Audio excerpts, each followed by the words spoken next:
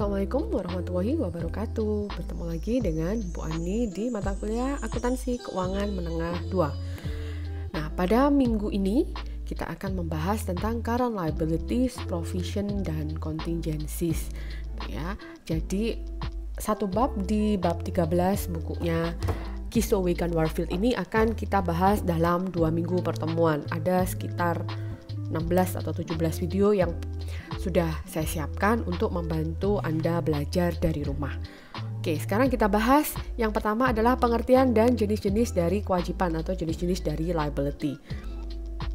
Jangan lupa di online kelas Anda sudah ada forum discussion untuk dilihat, diamati, dan dijawab gitu ya, terkait dengan cadangan biaya litigasi.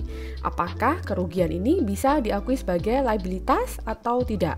Kalau iya, mengapa? Kalau tidak, jelaskan pula mengapa.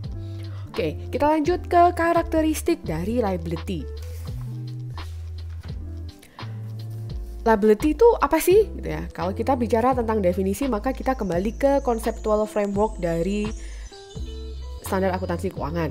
Nah, liability itu didefinisikan sebagai present obligation of a company arising from past events, the settlement of which is expected to result in an outflow from the company of resources embodying economic benefits.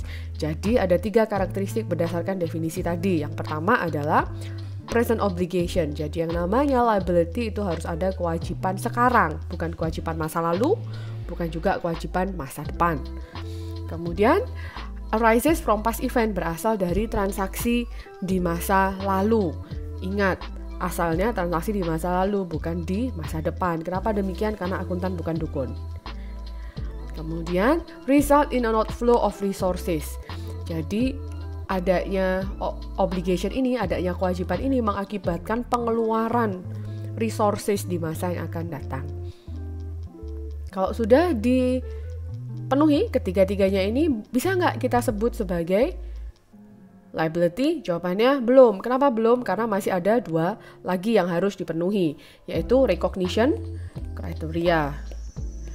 Apa recognition criteria? Yang pertama adalah probable, bahwa kejadian ini, event ini probabilitasnya harus lebih dari 50% terjadi. Dan yang kedua adalah measurable. Jadi harus bisa diukur dengan handal. Kalau present obligation-nya cek, dari past event cek, kemudian mengakibatkan adanya outflow dari resource, kemudian ini adalah probable, kemudian measurable-nya terpenuhi, maka ini baru bisa diakui sebagai liability. Jelas ya, jadi memenuhi 3 kriteria dari definisi plus 2 recognition criteria. Nah, jenis-jenis liabilitas apa saja? Ada current liability, ada juga yang non-current liability. Yang current liability diharapkan diselesaikan dalam jangka waktu 1 tahun. Kalau non-current pastinya lebih dari 1 tahun. Nah, apa saja yang masuk dalam current liability? Itu yang akan kita bahas di 2 minggu ini. 2 minggu berikutnya kita akan bahas tentang yang non-current. Current liability yang pertama yang pasti sudah Anda kenal adalah accounts payable atau utang dagang. Apa itu utang dagang? Utang yang muncul karena transaksi pembelian barang atau jasa. Kemudian yang kedua adalah notes payable. Sama-sama dengan accounts payable, bedanya kalau notes payable itu ada janji tertulisnya. Jadi kalau pembelian barang dan jasa disertai dengan janji tertulis, itu biasanya notes payable. Kemudian notes payable itu juga biasanya melibatkan bunga. Kemudian current maturities of long term debts itu juga diklasifikasikan sebagai utang lancar. Karena apa? Karena dibayar dalam 1 tahun ke depan. Kemudian kalau ada short term obligation expected to be refinanced, ada yang akan di refinance, maka ini perlu dipertimbangkan apakah masih diklasifikasikan sebagai short term atau current liability atau dia sudah menjadi non-current liability. Ada juga yang namanya dividend payable yang berasal dari janjinya perusahaan untuk membayar dividen ke pemegang saham.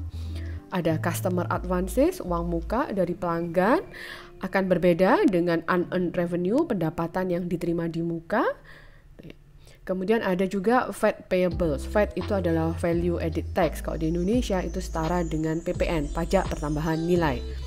Kemudian ada income tax payable, utang pajak penghasilan. Jadi ini dasarnya dari PPh pasal 21. Kemudian ada juga employee related liabilities, jadi kewajiban-kewajiban yang berhubungan dengan pegawai. Oke, itu dulu pada video kali ini. Yang kita bahas adalah jenis dan karakteristik dari kewajiban. Silahkan lihat video berikutnya di Accounts Payable.